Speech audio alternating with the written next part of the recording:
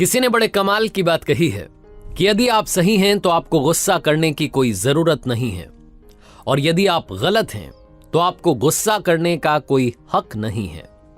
Hi guys, मेरा नाम है आरजे कार्तिक और आपके लिए एक छोटी सी कहानी, ये कहानी सिकंदर महान की, जिसके बारे में उनके लोग कहते थे कि उन्होंने आधी दुनिया जीत ली है, लेकिन सच ये था कि उन्होंने सिर्फ 15% दुनिया ही जीती थी। एक के बाद एक देशों को हराते हुए सिकंदर की सेना आगे बढ़ते हुए नॉर्थ इंडिया तक आ पहुंची थी।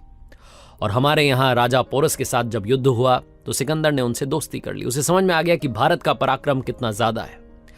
सिकंदर की सेना की लगातार ये डिमांड थी कि अब वापस लौटा जाए, कब तक युद्ध करते रहेंगे। वो युद्ध कर करके थक चुके थे। सिकंदर ने अपनी सेना की बात को मान लिया और वापस जाने का फैसला लिया।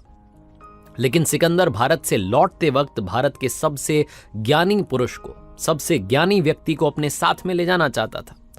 उसे किसी ने बताया कि एक महान संत हैं, उनके पास चले जाओ, अगर उन्होंने तुम्हारी बात मान ली तो तुम्हारे साथ में तुम्हारे देश चले जाएंगे। लगता नहीं है। सिकंदर ने कहा, अरे मैंने बड़े बड़ों को हरा दिया है, बाबा जी क्या चीज है। बाबा जी के दर्शन के लिए पहुंचा। बाबा जी निर्वस्त्र, दिगंबर, ध्यान में बैठे हुए थे। बहुत देर तक सिकंदर इंतजार करता रहा। जब उन बाबा जी का ध्यान समाप्त हुआ, ध्यान टूटा, तो वो अपनी तपस्या से बाहर आने के बाद में सिकंदर को दर्शन देने के लिए कुटिया से बाहर निकले। और जैसे ही कुटिया से बाहर निकले, सिकंदर की सेना ने नारे लगाना शुरू कर दिया, सिकंदर महान की जय हो, सिकंदर महान की जय हो। बाबा जी ये सब देख करके मुस्कुराए, कुछ नहीं बोले, और वहीं कुटिया के बाहर एक पेड़ था, उसके नीचे बैठ गया आसन लगा करके। सिकंदर उनके पास गया और जाकर के बोला कि बाबा जी, मेरा नाम सिकंदर है, सिकंदर महान, और मैंने ना जाने कितने देशों को, ना जाने कितने राजाओं को हरा दिया है। मेरी सेना युद्ध कर करके थक गई है।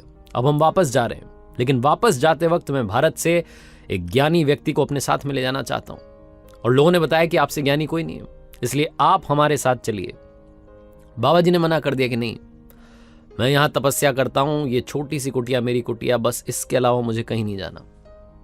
सिकंदर ने फिर से कहा कि बाबा जी मेरी बात मानिए, मेरे साथ चलिए, मुझसे बहस मत करिए, मैंने बड़े बड़ों को हरा दिया है, और आप हमारे साथ चलेंगे तो हमारे लोगों का भी थोड़ा ज्ञान वर्धन होगा, उनको भी थोड़ा ज्ञान मिल जाएगा, आप हमारे साथ चलिए। एक बार फिर से उसने रिक्वेस्ट की। बाबा जी ने फिर से मना कर दिया कि नहीं, मैं ये जगह छोड़ करके जा नहीं सकता। सिकंदर को गुस्सा आ गया। सिकंदर ने अपनी तलवार निकाली और बाबा जी की गर्दन पर टिका दी, और उसके बाद में बोला कि बताइए, अब मरना चाहते हैं या चलना चाहते हैं। बाबा जी ने कहा कि तुम अगर मुझे मारना चाहते हो तो मार दो, लेकिन मैं कहीं नहीं जाने वाला, और तुम्हारे बारे में बस एक बात कहना चाहता हूं कि ये महान बोलना बुलवाना बंद कर दो। तुम महान नहीं हो, तुम तो मेरे गुलाम के भी गुलाम हो। जहां बाबा जी ने कहा, सिकंदर चौंक गया, आश्चर्य में पड़ गया। उसने पूछा कि क्या गुलाम के गुलाम क्या? मुझे आज तक किसी ने गुलाम नहीं कहा, मैं महान हूं, और कौन सा गुलाम जिसका मैं गुलाम हूं? तो बाबा जी ने कहा कि मेरा गुलाम है गुस्सा। जब मैं चाहता हूं तभी वो गुस्सा मुझे आता है, लेकिन तुम तो उस गुस्से के गुलाम हो, तुम तो मेरे गुलाम के भी गुलाम हो। तुमने पूरी दुनिया जीत ली ऐसा तुम कहते हो, लेकिन तुम अपने गुस्से पर आज तक काबू नहीं पा पाए, विजय नहीं पा पाए। अगर तुम यही बात मुझसे प्यार से, मोहब्बत से कहते तो शायद बात कुछ और होती, लेकिन तुम अपने अहंकार में डूबे हुए हो। उस दिन सिकंदर बहुत बड़ी बात सीख करके चुपचाप अपने सैनिकों के साथ वापस लौट गया। छोटी सी कहानी है, लेकिन हम सबको सिखाती है जिंदगी में बहुत ज्यादा जरूरी है अपने गुस्से पर कंट्रोल करना। क्योंकि आप 1000 बातें चाहे किसी के लिए अच्छी कहें, लेकिन एक बात अगर आप गुस्से में गलत कह देंगे तो आपका रिश्ता, आपकी दोस्ती, आपका प्यार वहीं टूट जाएगा। इसीलिए गुस्से से बचिए, और याद रखिए, अगर आप सही हैं तो गुस्सा करने की कोई जरूरत नहीं है, और अगर आप गलत हैं तो आपको कोई हक नहीं है।